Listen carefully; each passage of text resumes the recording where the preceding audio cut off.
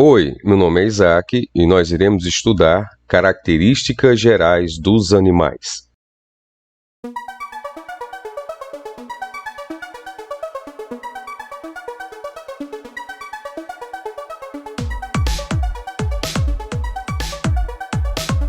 Os animais com simetria bilateral é possível traçar um eixo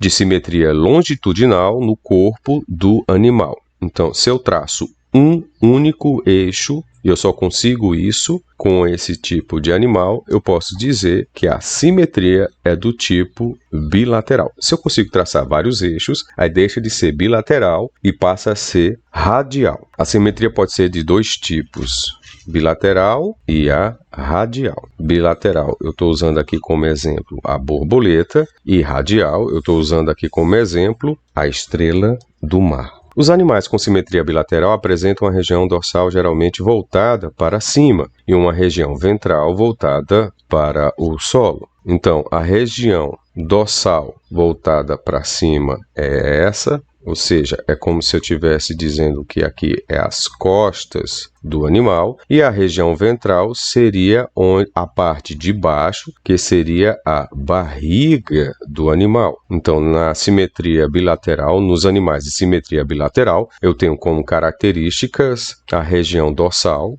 as costas, e a região ventral, que seria a barriga, no caso aqui da borboleta. Nessa imagem você observa a região dorsal, ou seja, as costas da borboleta. Os animais com simetria bilateral apresentam uma região dorsal, geralmente voltada para cima, e uma região ventral voltada para o solo. Pegamos aqui outro exemplo. Eu tenho aqui do seu lado esquerdo uma ave. Essa parte que você está observando é a chamada região ventral, ou seja, eu estou vendo a barriga do animal, e do lado direito você vê um sapinho, um anfíbio, e nós estamos vendo a parte de cima, ou seja, a região dorsal. Eu estou enxergando as costas desse animal. Então, em animais de simetria bilateral, você vai observar duas regiões distintas, a região dorsal e uma região ventral.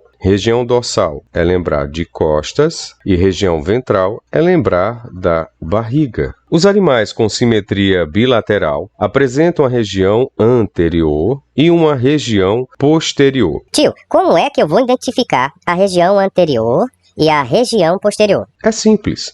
A região anterior é onde fica a cabeça, a região onde tem a massa cefálica, e a região posterior é onde fica a cauda, a região caudal. Então, se você está enxergando a cabeça, a região que você está observando é a região anterior. Agora, se você estiver observando a cauda, a região que você está observando é a região posterior. De que animais estamos falando? De animais com simetria bilateral. A região cefálica indica que esses animais geralmente se locomovem nesse sentido, e uma concentração de tecido nervoso e estruturas sensoriais. Então, nós acabamos de ver que existem duas regiões, a cefálica e a caudal.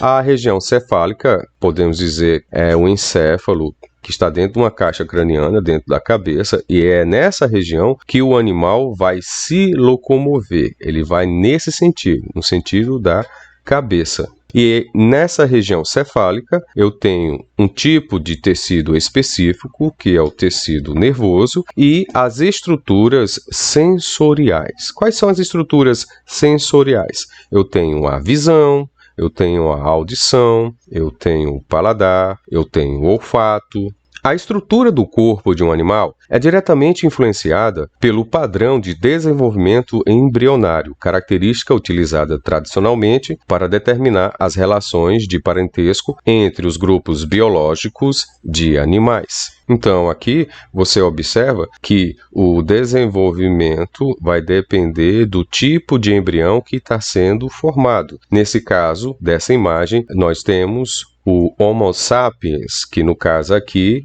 é representado por um homem ou por uma mulher. Em relação ao parentesco entre os grupos biológicos de animais, a gente pode voltar para as categorias taxonômicas, no caso, analisados no slide anterior, que eu analisava junto com vocês o cão doméstico, conhecido por nós pelo nome científico Canis familiaris. Então, qual é a espécie dele? É o Canis familiaris, é o cão doméstico. Agora, quando a gente vai para o gênero, você tem o Canis. Então, a semelhança, o parentesco aqui entre eles, ele não fica sozinho no gênero. Aqui você tem o material que nós estamos estudando, o Canis, e aqui vamos dizer que fosse o lobo. Agora, se eu for para a família, eu vou ter não só o cão, mas também eu vou ter o lobo, e aqui vamos dizer que fosse uma raposa. Eles fazem parte de qual família? A família Canidae. Em relação à ordem, a ordem do cão familiares é a ordem carnívora. E quem faz parte dessa ordem? Aqui eu tenho como exemplo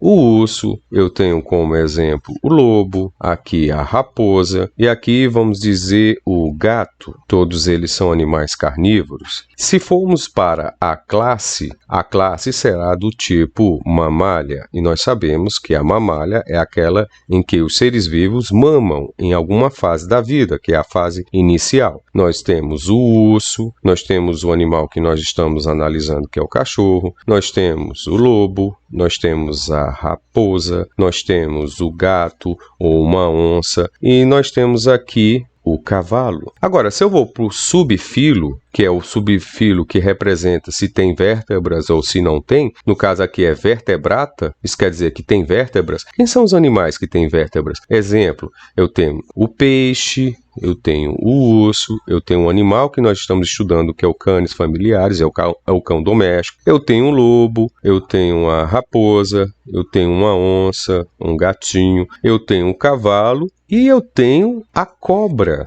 Agora, se nós formos para o filo é o cordata, aí você observa que dá uma diminuída. A cordata vai ter o peixe, o urso, aqui nós temos o material que nós estamos estudando, o material de estudo aqui é o cachorro, nós temos aqui o lobo, nós temos o cavalo, eu tenho a onça ou um gato, eu tenho o cavalo e aqui eu tenho a cobra. Na verdade, do subfilo para o filo não diminuiu. A maneira como ele foi exposto é que é diferente, mas a quantidade é a mesma. Em relação ao reino, e o reino é enorme. Do filo para o reino, vou partir dele do cão. Aí aqui eu tenho o urso, o peixe, a minhoca, o lobo, a raposa, o tigre, que eu estava dizendo que era a onça ou o gatinho. Aqui eu tenho o cavalo. E aqui a cobra. Todos eles fazem parte de um mesmo reino. Que reino seria esse? O reino animal, aqui representado pelo nome Reino Animalia. Então, todos esses animais, todos esses seres vivos que nós estudamos aqui, faz referência ao parentesco entre os grupos biológicos